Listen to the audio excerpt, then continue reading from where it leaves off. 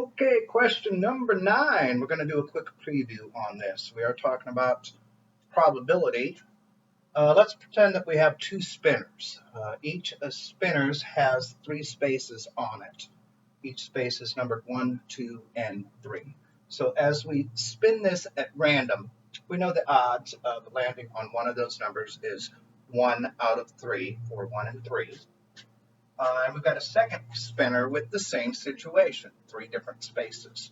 What I'm going to do is I'm going to list all the different combinations of numbers. So we're going to pretend that we spin the first spinner, we mark down that number, and then we spin the second number, we mark down that number.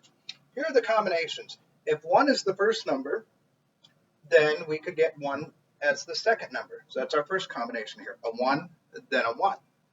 We could also get 1, then a 2, 1, then a 3. So those are the combinations if we get 1 as the first number. Now we're going to list the combinations if we get 2 as the first number. We could get 2, then a 1, 2, then a 2, 2, then a 3, and so on. We list the combinations with 3 as the first number. Now, I want you to look at these combinations, 1, 2, 3, 4, 5, 6, 7, there are 9 different ones.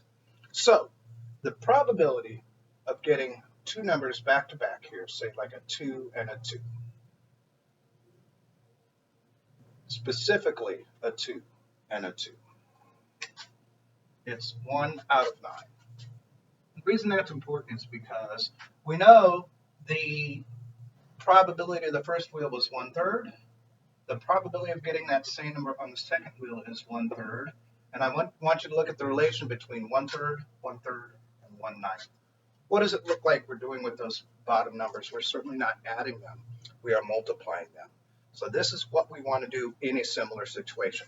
I'm going to pause for a moment and set up the actual question.